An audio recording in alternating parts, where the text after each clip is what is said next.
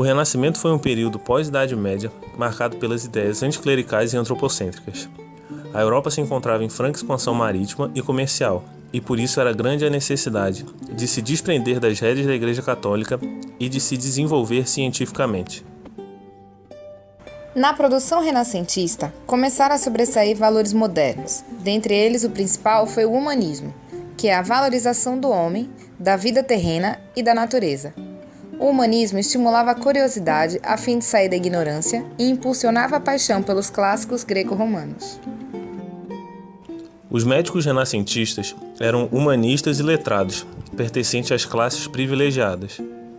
Estudaram nas grandes universidades e inicialmente baseavam seus conhecimentos em Hipócrates, Galeno e Avicena. Para a medicina, o médico inglês Thomas Linacre foi considerado o restaurador da aprendizagem. Formado em Pádua e Oxford, Linacre ficou famoso pelas suas obras, palestras e por suas versões em latim do Tratado de Galeno. Essas traduções circularam por todo o continente e se tornaram uma fonte confiável de estudos para os médicos europeus. O que facilitou a disseminação do conhecimento médico foi a invenção da imprensa no século XV. Leonicenos foi professor de medicina em Pádua e Bolonha, responsável por uma famosa tradução dos aforismos de Hipócrates e dos trabalhos de Galeno. Também escreveu um dos primeiros tratados renascentistas sobre sífilis, mas sua principal contribuição para a medicina foi corrigir os erros relacionados à botânica encontrados na História Natural de Plínio.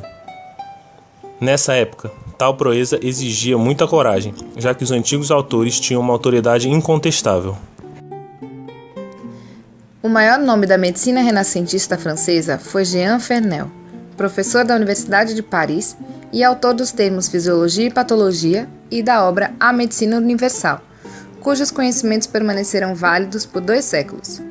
Jean se tornou médico de Henri II após curar a esterilidade de sua esposa, Catherine de Médici, corrigindo anormalidades em seus órgãos genitais. O médico suíço Paracelso foi um pensador original, controverso e, acima de tudo, genial do Renascimento. É considerado um dos precursores da farmacologia moderna, pois foi o pioneiro em introduzir substâncias químicas no preparo das suas medicações. Seu conhecimento químico foi consequência de seu grande interesse pela alquimia desde o início da sua formação. Paracelso acreditava que o mundo estava repleto de substâncias brutas e que era função do alquimista transformá-las em possíveis remédios através de destilações ou isolando a essência terapêutica dos metais, chamadas de elixir. Era uma figura polêmica, pois não apenas discordava, como também menosprezava a opinião e as obras de médicos famosos que o precederam, como Galeno e Avicena. Em uma de suas palestras, Paracelso chegou a acender uma fogueira na sala e jogou os trabalhos de Galeno e Avicena no fogo. Ele atacava rigorosamente os sistemas de cura da época, valorizando a compreensão da natureza, a observação clínica, a patologia geral e o estudo dos remédios de acordo com os sinais que o paciente apresentava. A medicina na época era comandada por escolásticos e pedantes, cujos conhecimentos eram completamente dogmáticos e incontestáveis. Paracelso lutava contra essa estrutura e defendia a experiência científica, sempre comprovando suas teorias através de experimentos em seu laboratório.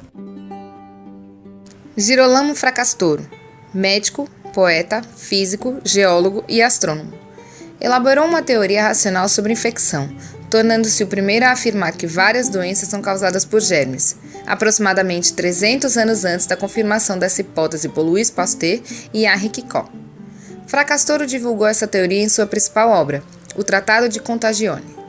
Além disso, foi autor do poema médico mais famoso do Renascimento, o Syphilis Sive Morbus Gallicus, no qual ele resume o tratamento conhecido na época, reconhece sua causa venérea e dá o nome de sífilis à doença.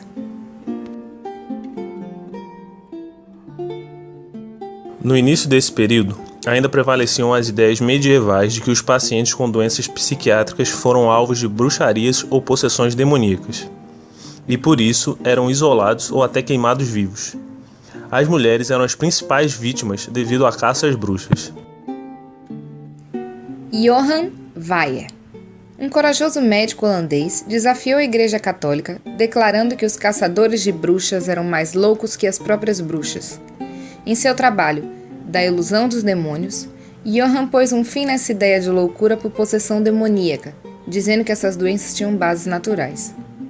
Para provar sua teoria, ele colocou mulheres com distúrbios mentais em sua própria casa, observou suas ações e, com a ajuda de sua esposa, tentou aliviar os seus sintomas.